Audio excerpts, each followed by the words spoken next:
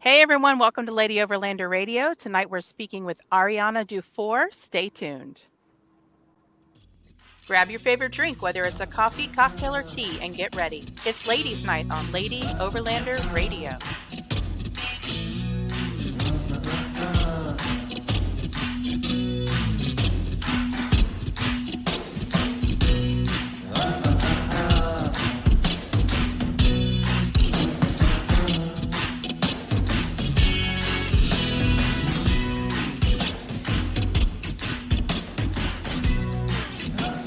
Lady Overlander Radio is brought to you by Artemis Overland Hardware, Midland Radio, Timbo Tusk, U.S. Action Tracks, The More Expo, and Adventure Trail RV, creator of the Overland Shower.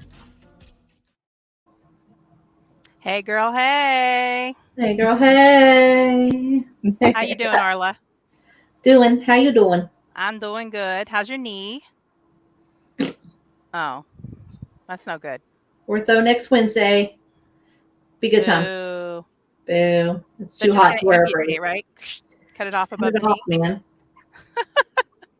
I don't know. That's not fun. Mm-mm. Are you sitting outside in the Indiana sun today? I am. It's a little warm, but Yeah. I'm hoping it cools down a little bit as the sun set. It's so pretty here. It's like we're right on a lake, and it's just gorgeous. I love it. But there's still humidity, so got to deal with that. Makes your hair curlier. Oh yeah, it's very curly today. So tonight we're talking to Ariana. How are you doing, Ariana? Hey, I'm doing great. Thanks for having me. And I see you have your babies. One of your babies' tails went by behind I you. know. Yeah, you're definitely going to be seeing the fluff just kind of going back and forth. So, yeah, I've got the two babies, the two border collies. Oh, that's so awesome. I love dogs. They're the best. I miss Arla's dogs a lot. They were my buddies while I was there for a month. They were sad a couple of days, legitimately mopey. Yeah. Yeah. That's because I snuck them treats when you were at work. I knew it. That's why Sadie started losing her girlish figure. Oh, yeah. So why don't you give us a little bit of background on yourself, Ariana? Tell us a little bit about where you came from and where you're at now. Sure. So I am originally from Colorado. Grew up on the southeastern plains, more so towards Kansas. So not the mountain girl that most people would assume I am, but grew up out there and had kind of an outdoorsy dad who always would drag me out to the prairie. And so that kind of ended up carrying over into my life now. But now I live in Salt Lake City area in Utah, and I've been here for a little over a year now and really enjoying it. That was actually a little gift from COVID because now I get to work remote and figured it was time for something new. So pieced out of Colorado and decided to test my luck in Utah. And that's kind of funny because a lot of people don't really piece out of Colorado. Like they want to go to Colorado as much as possible. Yeah. And I've seen, we've been overlanding full time for about 2 years now. And, over the past 2 years since we've been doing it, I've just seen more and more and more people just integrating into Colorado, moving there or camping there more, So I'm sure it's getting a little crowded. It was, yeah. And I mean, Colorado will always be home. I still have quite a bit of family there. And so I've had some people tell me, gosh, you go back to Colorado a lot. And I'm like, well, my family's still there. So yeah. But yeah, definitely Colorado itself is changing. And, you can either be kind of like the salty Coloradan about it, or you can just kind of accept it for what it is. And I enjoyed it. The off-roading and overlanding community in Colorado specifically, I feel is really great. Everybody's very friendly, especially to newcomers. And because I specifically haven't been doing this for that long. Like I said, I grew up in a family where I, went camping with my dad and we would go out and wander on the prairie and whatnot, but we didn't modify vehicles or do any of the, off-roading or certainly not the overlanding kind of stuff. And so really, I've only been in this for the last few years, and I made a lot of friends in Colorado that I still talk to very frequently. And now coming into Utah, Utah's great. Colorado's beautiful, But Utah is also great because a couple hours north, I'm into Idaho. Like south, I go Yeah. to Moab, Nevada's to the west, and then back to Colorado to the east. And there's mountain ranges right outside of Salt Lake. So it's, if you're outdoorsy, it's really nice here. Yeah, that's awesome. By the way, that's Kelly Laterno's wife walking behind me. Wondering, I was like, who's Kelly's with Cottywample Overland. She's walking by. I'm at their house right now, so Amazing. she's just trying to sneak by. But yeah, I really really like Utah. There's not a ton of places to camp right around Salt Lake City. You kind of have to go out. I True. remember that from when we were Yeah. staying there.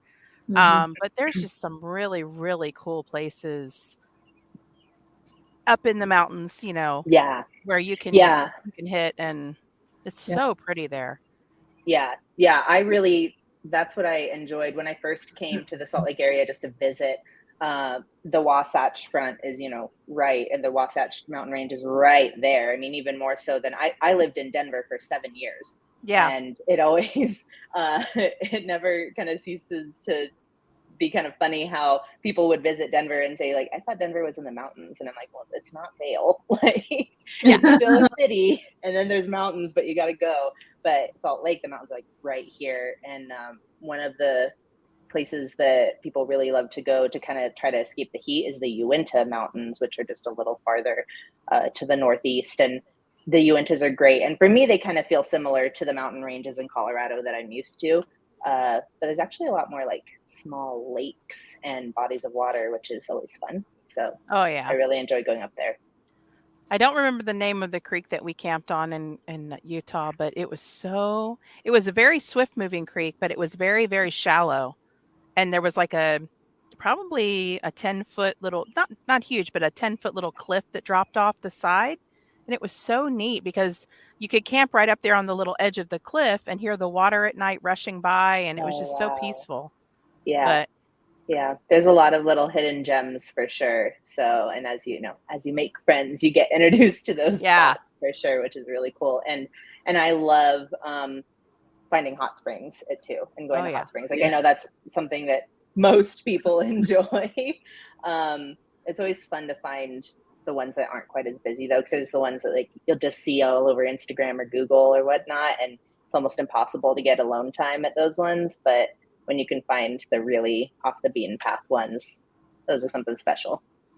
Oh yeah. And my husband and my son were just out there, and they went through some of the slot canyons in southern Oh yeah. Utah, and just, that whole like near Canyonlands and all of that southern area. Like we love, love, love Valley of the Gods area. That's kind of south Yes. of Moab.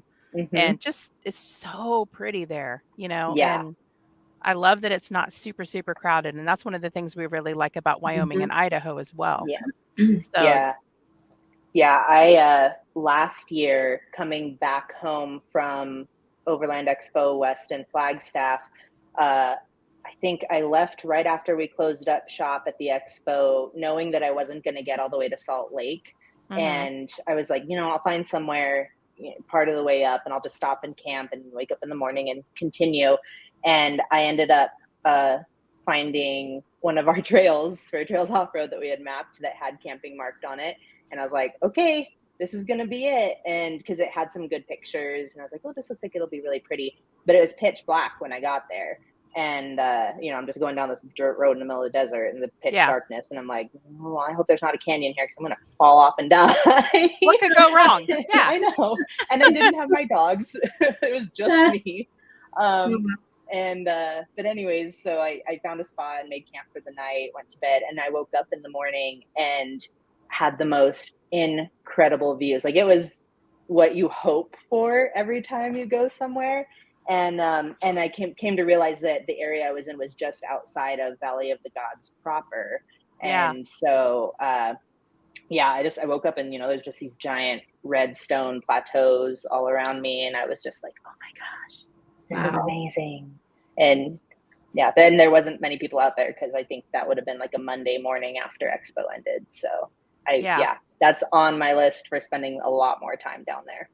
Oh yeah, I definitely recommend it. It's one of our favorite places, and we kind of just happened upon it by accident. We we're looking at going back up into Colorado, because we have a cabin in Arizona, so we were just going to go up through Utah into Colorado, and we came across that and we're like, oh my God, I'm so glad that we took the time to come through here and camp here, and it was so pretty. Yeah. But Yeah. so tell us a little bit about Gertie. Who's Gertie? Yes.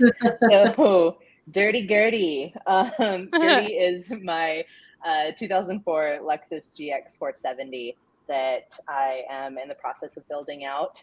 Nice. Previous to Gertie, I had a Jeep Renegade, a 2015 Jeep Renegade Latitude that I built out and had a lot of fun with, and kind of ended up getting to the point where I was maxed out on what I could do as far as modifying the Renegade. Like, there really wasn't a whole lot of options left. Mm-hmm. I had made a lot of friends in the Toyota community, and I was kind of tired of being the little Renegade that could, but amongst you know, a lot of 4Runners and Tacomas.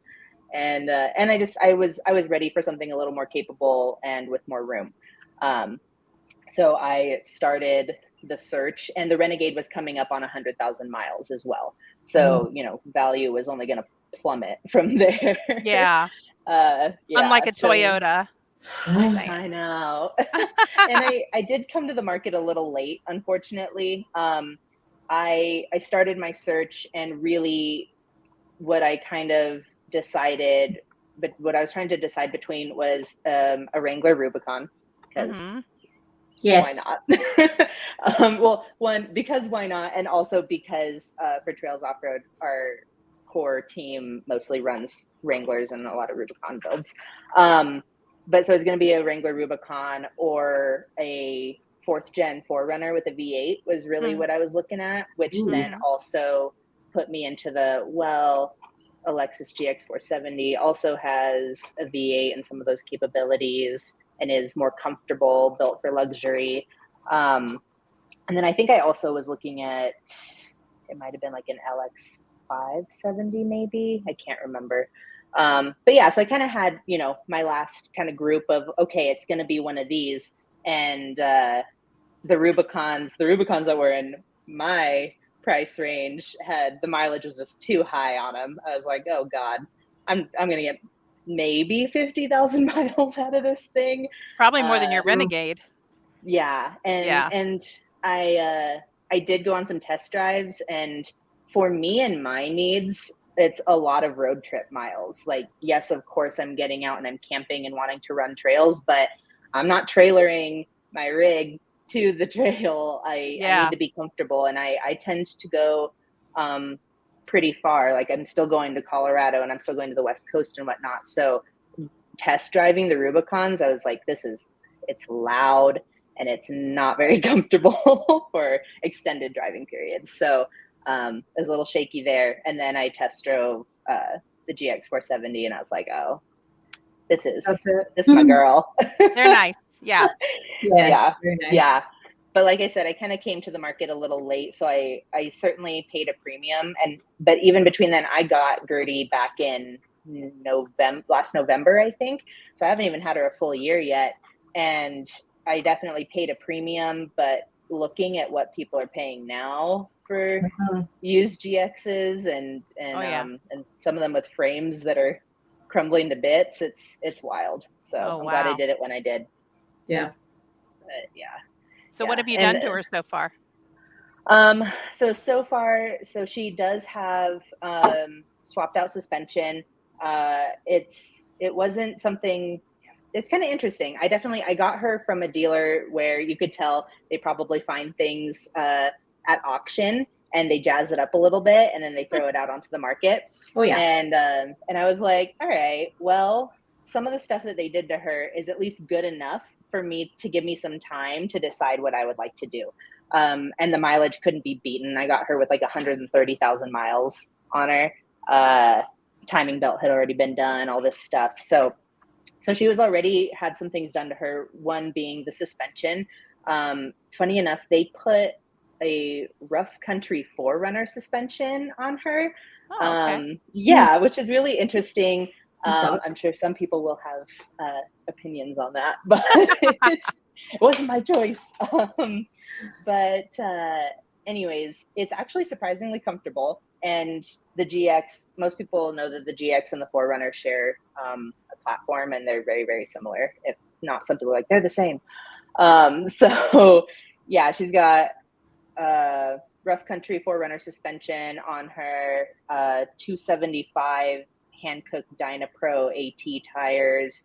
I did swap out, it's more of an aesthetic thing, but I did swap out the rear tail lights for USR Auto LED Prado style tail lights. One of the first things I did, they had put some rickety like Amazon basket up on top of her crossbars, and I was like, that's garbage. Like, bye. So that got swapped out for a Rhino Pioneer platform, Rhino Rack Pioneer platform, which has had its own learning curve because the slats run like front to back, and yeah, it's different. Yeah, that's what I run. Mm-hmm. Yeah, it's interesting. It's sturdy as heck, but it's been interesting for actually like mounting things, including a tent. So I originally was running a Front Runner Featherlight tent, which I had on my Renegade because it's literally like 96 pounds. It's crazy. Oh, wow. Yeah. And I loved that tent, but being more active and going camping and usually moving from spot to spot, I wanted something hard shell. So that got swapped out for a CVT mount hood. And there are some interior mods too. There's some really cool vendors that are coming out and making things like brackets and molly panels for the interior of the GX. I think I've got a couple things from Ohana Rig Supply specifically that are really great, and just finished up a set of drawers for the rear. And then have done a front and rear bumper chop just for some added clearance. So she's, I don't know, she's all kinds of stuff. She got all kinds of goodies always more coming. Yeah. Nice. So, very cool. She's fun. Love her. Yeah, I have a buddy who has a GX, and he's done all kinds of mods to it. He's had it wrapped and everything, and we keep saying, okay, come on out on the trails with us. Come on out. Oh. No, I'm not taking that out on the trails. Oh, I'm like, no. You gotta be kidding me. Like, you've done so much to this. Yeah. Oh, it's too pretty. I so can't do it. Yeah. I'm like, come on. Goodness. Yeah. You are not a mall crawler guy. Like, and there's no reason to mall crawl the GXs. Like, they have so much fun out on the trail. Like, oh yeah, get out there for sure. But yeah, that's hilarious. So, what's your favorite spot to camp in Utah? Oh, I mean, you don't give Latin long, but you right. know, like, yeah. Drop crumbs. I know. We all know how I feel about that. Gosh, in Utah, I know, I'm really trying to think. That's kind of it's the hard thing. I'm going to say it's almost like a seasonal thing, because if it's summer and it's hot as heck, then like I said, I'm not going down to Moab. I'm not touching that whole area. So if it's going to be the summertime and I'm staying up north, oh, hello. Sorry. That's all right. I know the babies. We love fur babies. If it's summertime, then I'm going up into the Uintas for sure. Which you don't actually, that's the nice thing, is you don't have to go that far. When I go up into the Uintas, I usually keep going past a little town called Camas, and there's a highway, and of course I'm going to forget the name of the highway right now, but there's a highway that I think it closes seasonally.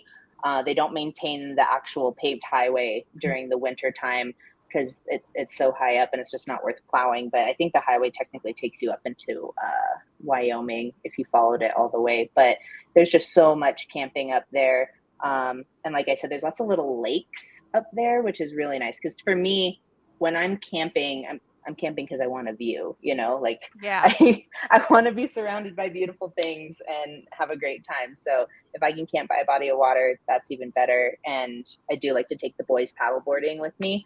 So summertime is definitely going to be based around water.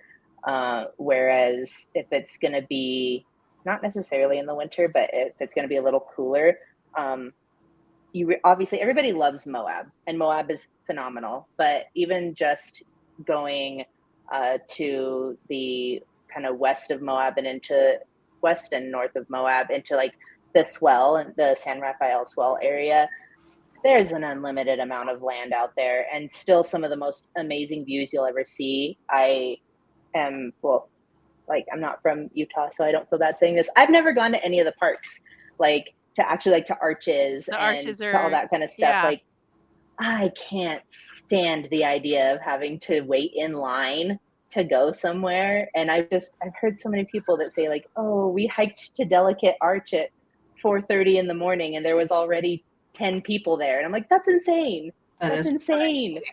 And there's just so many other beautiful things to see in this state. I have no doubt that the parks obviously are phenomenal, but I don't have the patience for it. And they So. are, but you have to go. So my husband and I joke around about the first like mile and a half of most of the trails in like Arches or wherever. Mhm. That's where you're going to see all the people that like parked their car. They'll walk out about a mile or so. They'll take some Mhm. pictures, look at some stuff, and then they'll go right back to their car. Yeah.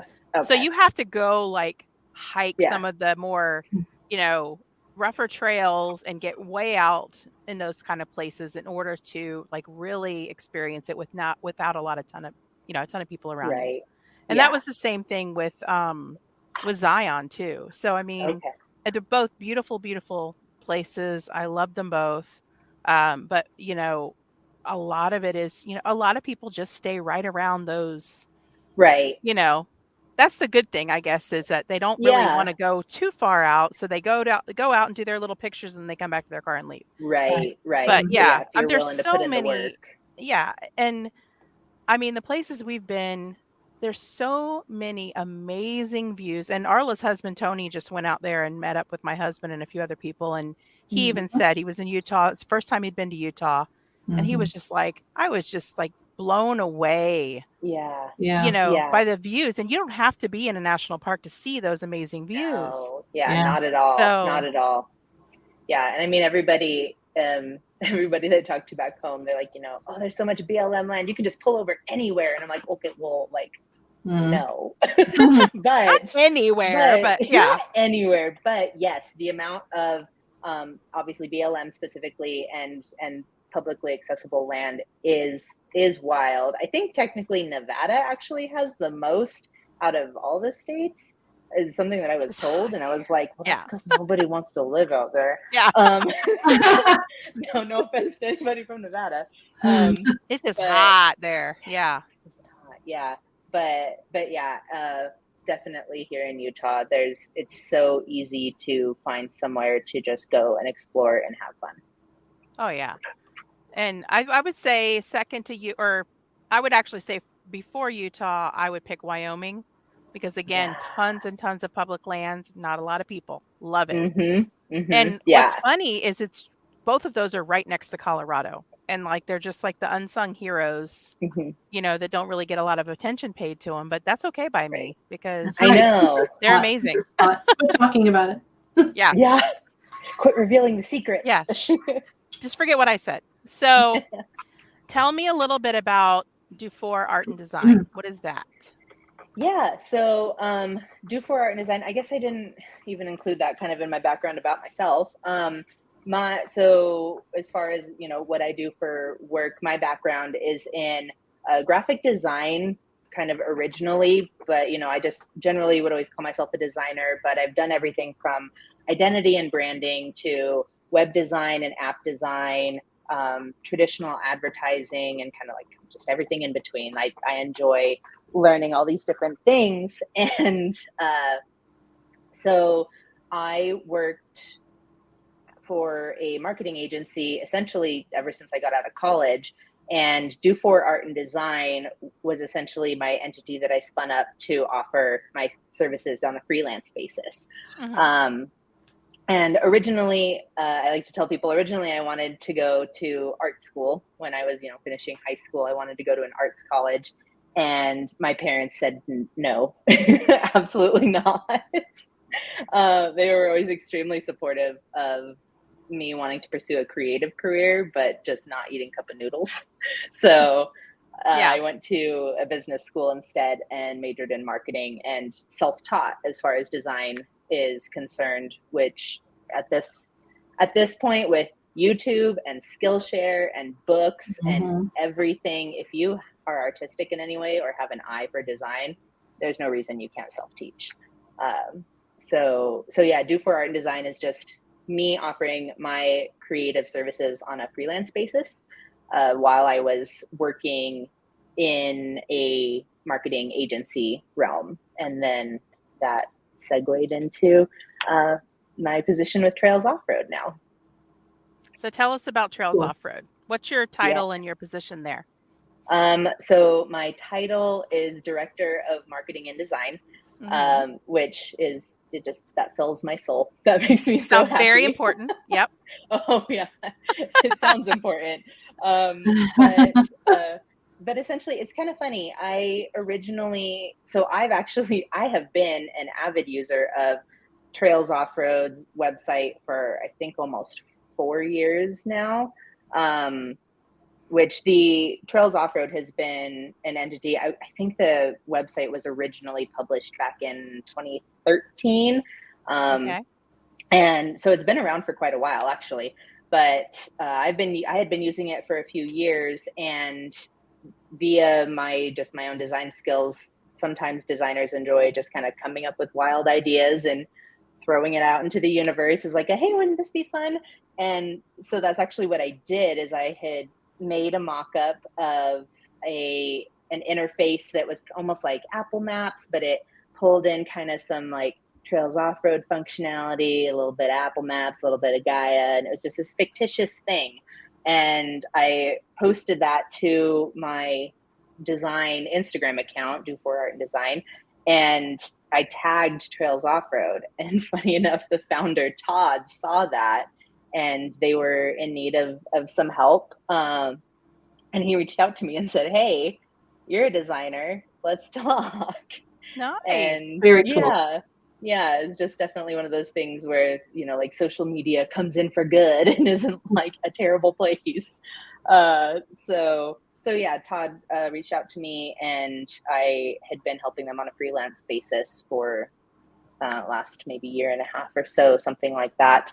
And which was just fantastic to me, like to be able to help a brand that I felt passionate about, a brand that I already used their product because it aligned with my own personal hobbies, was just that couldn't make me any happier. And then now at this point, Trails Offroad is growing quite a bit, and it just ended up working out for me to kind of reposition and go from freelance into a full-time position with them. So That's amazing. Yeah. It's a great story. It's awesome to be able to take your graphic design background and your web design background and, the off-road realm and kind of marry those together and find like almost like a dream job, really. Yeah. That's pretty I cool. do. I want to be kind of cognizant of, I've had a few people kind of give me the warning of like, don't burn yourself out. Sometimes when you take your passion and turn it into work, you really run the risk of burning yourself out quickly. And heaven forbid that happened to me, because that would be the saddest thing ever. But I definitely want to be cognizant of that too. But I mean, what better way to grow a brand and a product than to have people who are 110% behind it, Yeah, absolutely. Yeah.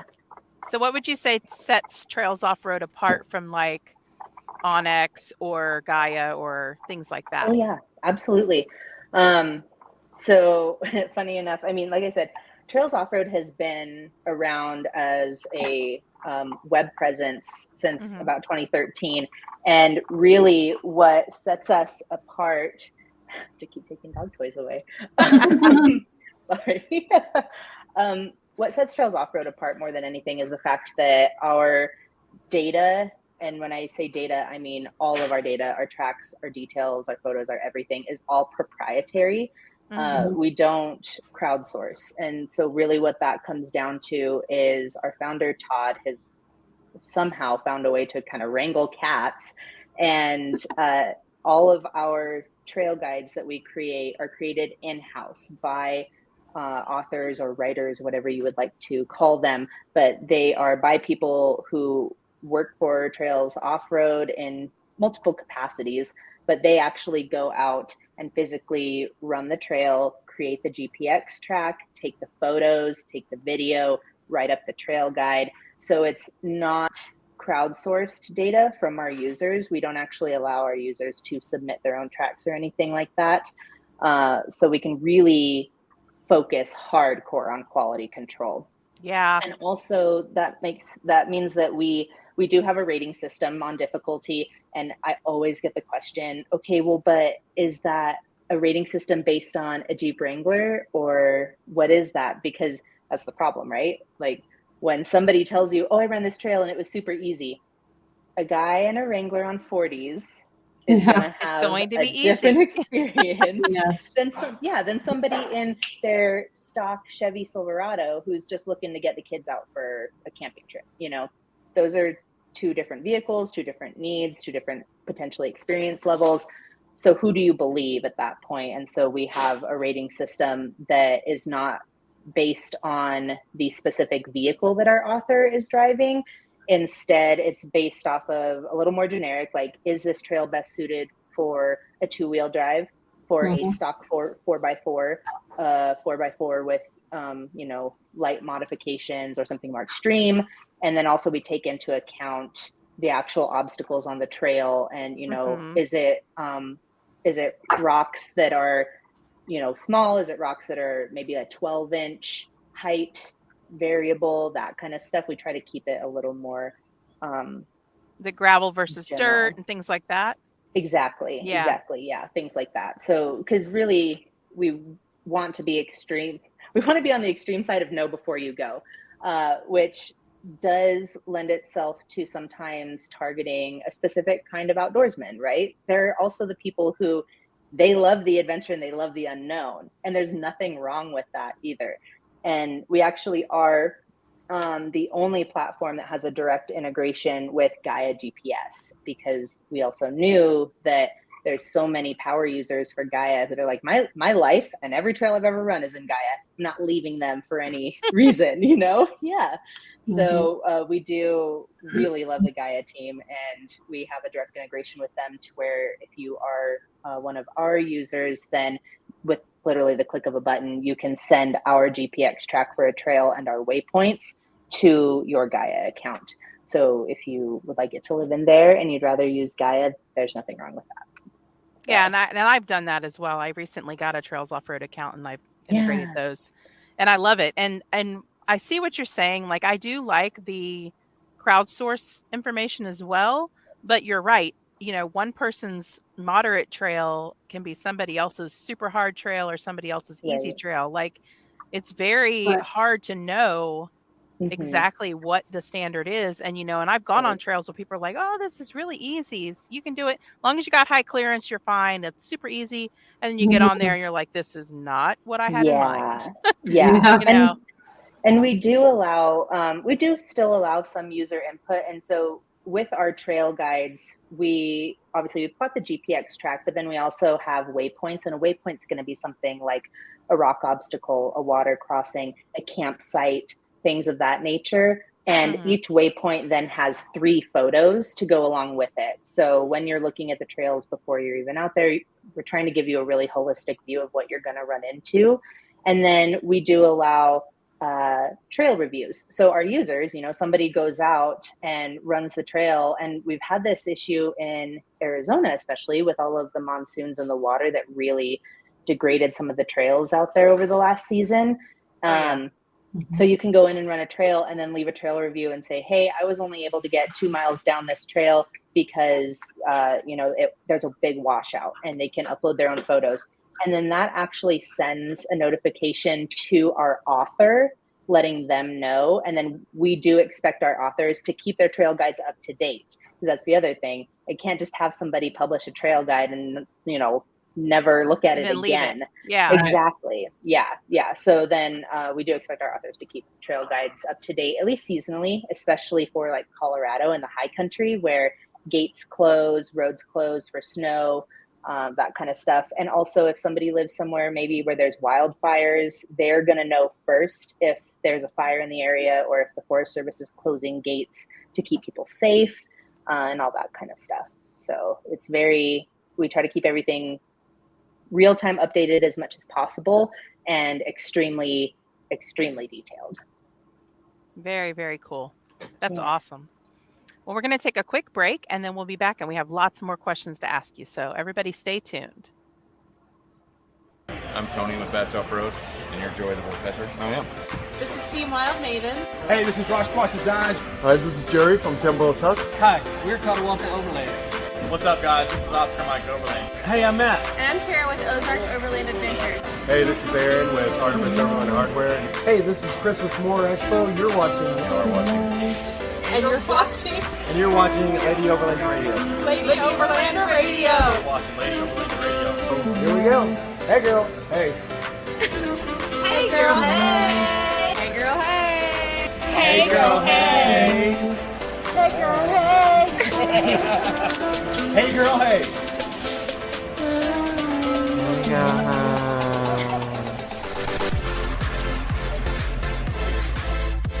Lady Overlander Radio is brought to you by Artemis Overland Hardware, the More Expo, and U.S. Action Tracks. Bunch of goofballs. I love it so much. Yeah, we recorded that at the More Expo in, what was that, April? Yep. Yeah, that was in April. So Nice. we hung out with all of our goofball friends and got those little snippets recorded. Little I special. love it. Yeah, it was a lot of fun. So, okay, so you've been in the off-road world for a while, overlanding and off-roading and camping and all, whatever title you want to put on it. So, has it been a struggle as a female in any way to be in that world and even, working in that world and going out and doing things? Have you found any kind of roadblocks or struggles in that? Need to think about this. I think overall my experience so far has been overwhelmingly positive, which I'm very happy to say that. I do think that there is absolutely always room for more visibility for females in the industry. But I've been very happy to say that I have been welcomed with open arms, even when I was just kind of getting into modifying my Renegade. Even the group that I found was actually on Facebook. It was like Jeep Renegade Owners of Colorado, and I just stumbled across them, and I had absolutely no idea what I was doing, which even I could probably still say that now. But even that group was overwhelmingly just so kind and so open to people who were new and had questions and things like that. And I feel like that group is actually a pretty solid mix of male and female. And I feel like I am starting to see more females working in the industry. What I would like to see is more visibility into that, because they are there.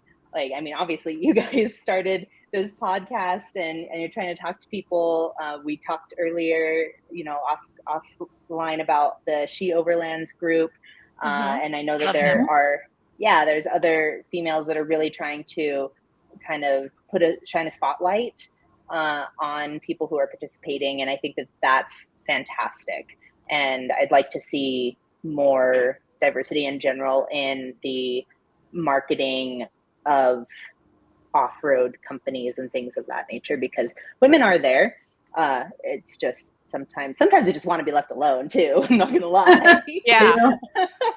As much as I'm like, shine a spotlight, I'm also like, don't talk to me. Well, we're almost on our year anniversary of the podcast starting. I think we started at July 9th last year. And it's just amazing to me how many women I've spoken to and met, and like the off-roading community or the Rebel Rally girls, or overlanding people, women that are overlanding internationally, women that are overlanding by motorcycle and horseback, and just crazy stuff. And I had no idea, and the reason why we started this was to highlight those women. And it's just amazing to me and awesome how many of these women we've met and spoken to so far. And there's no shortage. Like we find new people to interview and talk to all the time. And it's great. I love it. Yeah. I think that for whatever reason, we have very much been isolated, whether that's self-induced isolation or whether that's the industry doing it, whatever you want to say. It's still coming into any outdoor hobby for whatever reason as a female feels, like I said, very isolated, like you're somehow the only one, and that is so far from the truth. Mm-hmm. And so yeah, I want to see more visibility. I want to hear more people talking about it. I want to see more ladies retreats and lady campouts and things of that nature, because we all go out with the boys, like that already happens. But there's something really special about when it's just like when the boys go out alone and it's a boys trip, like ladies need the ladies trips too.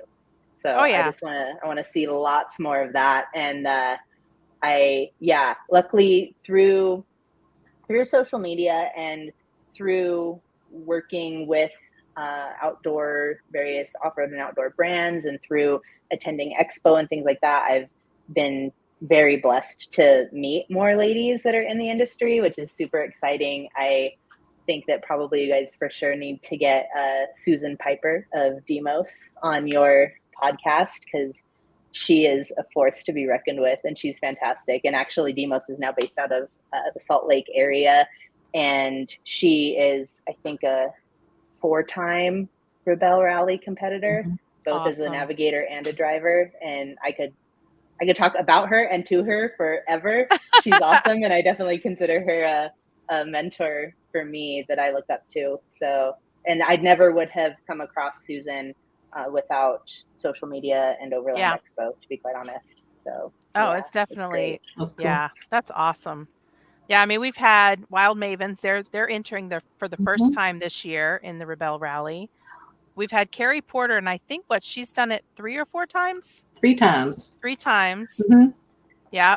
So, I mean, it's fantastic. Like, I love seeing it on my social media feed. I love hearing about it, and we love talking to everybody about it. You know, we had Mischief Maker on a few weeks ago, and she was badass. We love Holly. Yeah. Just so cool. It's so cool to see the things that they're capable of and that they do to their rigs, and, just really, really awesome. Yeah. So what would you say was your favorite camping trip so far and your worst? Ooh. Okay. No pressure. I know. Gosh. I'm like flipping through the catalog in the head, right? So favorite camping trip so far. Calm down, Tony. Yeah. Sorry. Down, Tony. No, it's true. You guys should do it. Yeah. Lord. Or even to just cover the event or something. That'd Hell be cool. Yeah. That'd be really That'd cool. be fun. Yeah. I know, I'm like, thoughts, things to think about. Sorry. Anyways, so favorite camping trip, honestly, there's probably too many, but so I would say short camping trip in my own rig would have been last summer. I did just a 4-day, it was either 4 or 5-day trip up into Idaho, which was the first time actually that I had ever been up into Idaho. And I ended up outside of the Haley area, maybe, and Sun Valley, and camped on a lake with a paddleboard and the dogs. And the lake that I ended up at was crystal clear. It was just crazy. I had never even seen anything like that in Colorado. In Colorado, you see like really clear alpine lakes, but this was a sizable lake. And I mean, you could see the stones in the bottom. And then when I was on the paddleboard, once you couldn't see the bottom, it was just because it was too deep. Yeah. Like, it was so beautiful, even though there were wildfires going on. And so it was a little hazy, a little smoky, but that was a fantastic time. But also what really kind of got me hooked on wanting to build out a rig was a 10-day Baja trip that I went on. Ooh. And that it was over after that trip. That trip was not in my Renegade though. That trip I went along with someone in a built out Tacoma. But the first 3 days that we were there, we were attending a Camp Forlow Baja event, which if you've never heard of Camp Forlow, they're a great group. I always highly suggest them if you're wanting to go on an off-road trip in Baja, but you've never been and you would like some guidance and a good group to go with. I have nothing but good things to say about those people. So we went for a few days of Camp Forlo, and then that was like kind of a Friday, Saturday, Sunday trip. And then we had planned to spend the rest of the week, and we just made our way from San Felipe down to Bahia de Los Angeles, I think. And it was phenomenal. Just like camping on the beach for 10 days and eating your body weight in tacos and drinking a whole lot of beer. Like, Cerveza, delicious. yeah. Delicious. Yeah. Yes. Sounds terrible. Yeah. So those two are Sign my me up. favorites for sure. Yeah. Least favorite was probably my first trip to Ouray and Telluride with my Renegade group that I had met. I made a very stupid mistake and was not paying attention on a trail, and I broke my drive shaft. And it was, I think it might have been the first trail even of the trip. And so, yeah, that was no fun at all. I pretty much broke my drive shaft clear off the rear diff. And like it was just, my drive shaft was just dragging. So that was its own kind of experience. Luckily, the people I was with were fantastic. I just had to ride along with the group leader for the rest of the trip. My Renegade got towed from Ouray to Montrose. So I did not get to drive Imogene. I did not get to drive Black Bear in my Renegade. We took our Renegades over. Well, I say we. They took their Renegades over Black Bear, which was incredible. But I had to spot and ride along and take pictures, which was still fun, but not the same. But yeah. And then actually, it took the dealership in Montrose, I think, just over a full month to get everything done. And I had to go back to Denver and didn't have a vehicle, and then had to get back to Montrose to pick up the Jeep as a whole thing. So that was not a good trip. Oh, no. But it was a good learning experience for sure. Oh, man. So, yeah. That's terrible. It's part of the hobby, right? Oh, it is.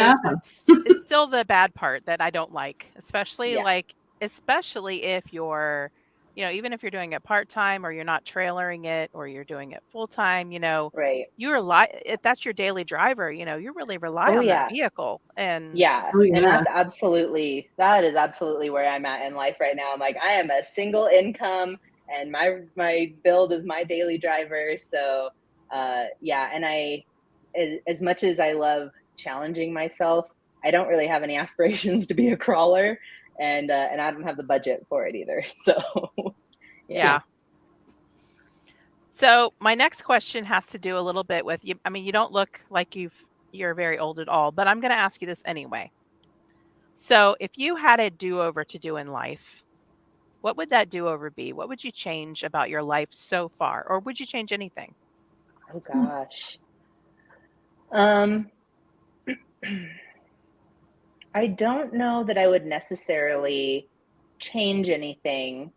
And yeah, I'm not I'm not that old, so but I don't know that I would necessarily change anything versus, like if I had to give a younger self some kind of advice or something of that nature, it would be more to put the self-doubt on the back burner more frequently. As I've gotten older, and I'm sure as I continue my life, I have learned more and more to trust the gut, and that I am much more capable than I give myself credit for. And, sometimes it's worth kind of tooting your own horn in that way. So if I had to kind of give myself advice versus changing anything, it would be more to lean into the things that you're interested in more heavily. Lean into those things, trust yourself, be willing to risk, because more than likely it's going to pay off. And also, you're able to do those things if you put in the work to building a good support system around you as well. Like, don't ever think that you have to be alone or that you are alone, because more than likely you're not. Whether that's that you have supportive family or your chosen family and your friends, or even if it's just the community as a whole. I've found so far that if you're willing to say you need help, or if you're willing to ask the questions up front, you are actually much more supported than you think. So kind of leaning into those things would be probably what I'd change more than anything. I would agree with that. What about you, Arla? Yeah, I mean, absolutely. I know that when I was active duty, a lot of the times, when we would have to do our semi-annual evaluations, they would always say you need to toot your own horn because nobody else is going to toot it for you, and that's true. And that's one point that you made, but also don't be so hard on yourself. Trust your gut. Try to take those chances. That's all fantastic advice, no matter what age you are, And because you are capable. yeah, exactly. You're just as Yeah. capable as anybody else doing whatever it is you're doing. Right. Yeah. So I mean, yeah, and you're just as able to learn anything. yeah. Anything that you don't know but you have an interest in, do it. It doesn't matter if it's not your thing or not your hobby, or if you feel like, I mean, this is leaning hard into stereotypes, right? But if you're a girly girl and you're like, no, well, it's not really my thing to go camping or to do whatever it is, learn survival tactics or something. So what? If you're curious, lean into it, do it. Like, that's just do it. Try. Oh, that's the truth. Even with our camping retreat we did, what was it, 2 weekends ago? Mm-hmm. Like we had a lot of women there that it was a lot of firsts for them. Like the first time they've ever camped in a tent, the first time they've ever set up their own stuff, the first time they've ever cooked their own meal at camp. Right. When we were doing the recovery class, the first time they've ever set up a tow. And, it's just really cool to see them gain confidence and be so excited about these little milestones that they hit and stuff. And, I think that's so important if, as long as you're constantly learning, constantly improving, and just throwing that doubt to the side as much as possible. Yeah. Yep. I would agree with that. So speaking of camping, what's your favorite camp meal to prepare? What do you usually eat when you're out camping? Oh, this is a good one. So I'm the kind of person that I will always have the freeze-dried meals just in case. Because I swing back and forth. I'm the kind of person that watches the videos and sees the Instagrams of people making the beautiful meals, right? Oh, yeah. And I'm like, I want to do that. And I can do that. I know I can. And this is what's even worse. I'll buy the groceries. I'll make the plans. I'll buy the groceries. And then I get to camp and I'm like, dude, I'm so freaking tired. Like, no.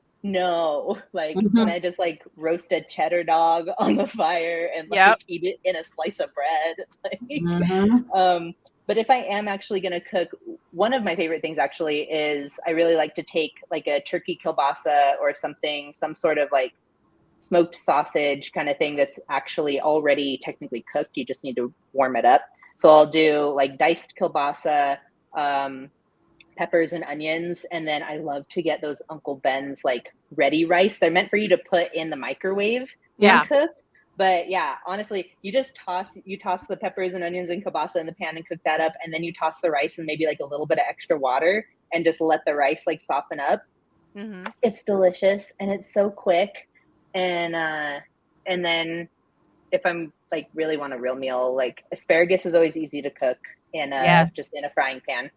I don't screw with potatoes anymore because they take forever. So I don't mess with they potatoes. take a long time to cook. So they take so long. So yeah, I'll just do asparagus. And then at the grocery stores here, usually in the meat section, they do these prepackaged, like it's like this little tenderloin medallion wrapped in bacon. Oh yeah. Oh my God. And those are so easy too, because then it's like having like steak and asparagus at camp, and it sounds really fancy, but I'm like, that was minimal work. Sounds very delicious. Well, and anything wrapped in bacon is amazing anyway. Bacon, so, you had my bacon. Yeah, but I hate the cleanup process. So if I'm gonna cook, it needs to be something that can be a one pan meal kind of thing, because I'm somewhat surprised I probably haven't gotten myself sick yet. Like I don't want to boil water to wash the dishes. Like I even have a jet boil, but I don't want to touch it if I don't have to. So I'm like, if I can just wipe out the pan with like a paper towel and golden. Like, and there's a little dirt in there, but I don't care. Like, Yeah, my little immune dirt system don't will hurt. strengthen. Yeah. Yep. So Bats Off Road says baby new potatoes cook up faster. Oh, baby new potatoes, which I don't even know what kind of the Little little red tiny potatoes, potatoes. they're small. Yeah. the little fingerling ones, like the Yeah, little Yeah, guys. like baby. potatoes. Yeah. You just cut them in half and fry them real But fast. even those take a minute. I mean, Well, Toad now, yeah. he makes some good asparagus for sure. Arla's husband. That's Arla's husband commenting. He Yeah. makes some good asparagus for sure. Well, and I had seen somebody, I don't know, like a YouTube video or something where, you can take like red skin potatoes and dice them, just like cube them up. Yes. But the key seems to be that you need to like put a little bit of water in the pan and have a lid. Yes. I never have a lid. Yeah, I never have a lid. So it's like pan fried potatoes, which just turns out to be crunchy potatoes and like raw on the inside and crunchy on the outside, and it's not good. It's not good. So yeah, I don't do any of those. And breakfast is always I'm that person again where I'm like, I'm gonna make breakfast. I'm gonna make pancakes, and then I'm like, girl, you're eating oatmeal. Yeah. Like I'm an oatmeal I for bring breakfast all Pop-Tarts. the way. Right? Pop-Tarts are the best. Like, yeah. Quick grab. Yeah. And it's different if I'm with if I was with a group, then it would be different. And if I was planning on sticking around, like if I was camping in one spot for the weekend, that's completely different too. It's more often than not, I am moving from camp spot to camp spot when I'm on a trip. And so I just want something that's really quick, and I've got other things to worry about, getting back on the trail. So easy to clean up. And it's true. I mean, we go back and forth. I mean, again, at the camping retreat, we did potlucks. So, everybody kind of made one thing and brought it over. And that was so nice. It worked out good. Yeah. And we kind of did dishes quickly, and we were camped in one spot. So, it was a lot easier than being out on the trail and moving every day and trying to come up with these amazing meals off the fly. Right. It's just not the same.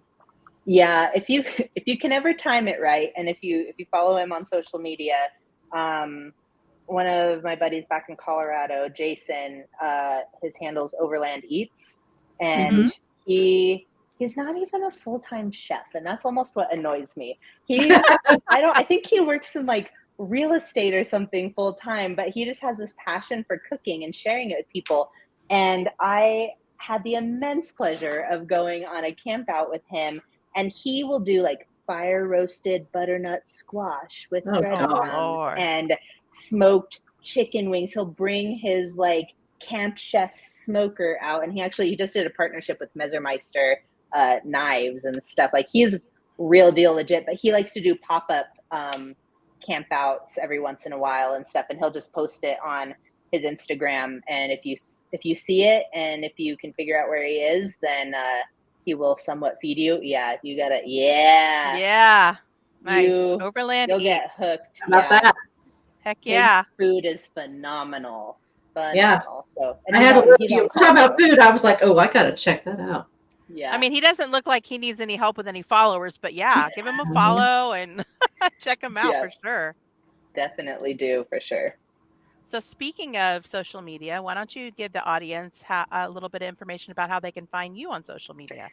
Yeah, absolutely. So if you just are interested in following me personally, my handle is @littleariana. There's no meaning behind the name. It's been the same since 2012 when I joined Instagram.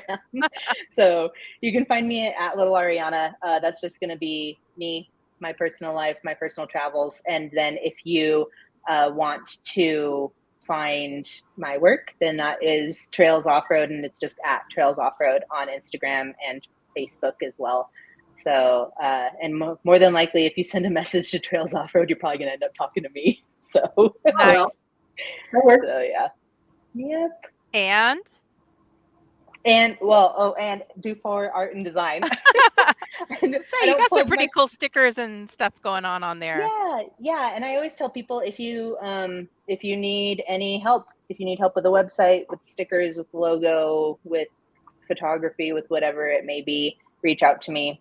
I love working with small outdoor and off-road brands, and my background is working with all kinds of different brands. So if anybody ever needs help, give me a holler. Awesome. Awesome. Thank you so much, Ariana, for being on here tonight. We really, really enjoyed talking to you. We didn't get a chance to talk about your collies, but I saw them hopping That's around all in the right. I background. They were know. awesome. Yeah. Hey, come here. Hi, baby. Quill says Aw. hello. Drax is busy with the ball, but you can see them if you check out my Instagram. They're all over it. Yes. Well, thank you Yes. so much for being on the show tonight. We really enjoyed it, and we look forward to sharing a campfire with you at some point. Yep. Thanks, ladies. I'll see you on the trails. Thank you. Good night, everybody. Bye.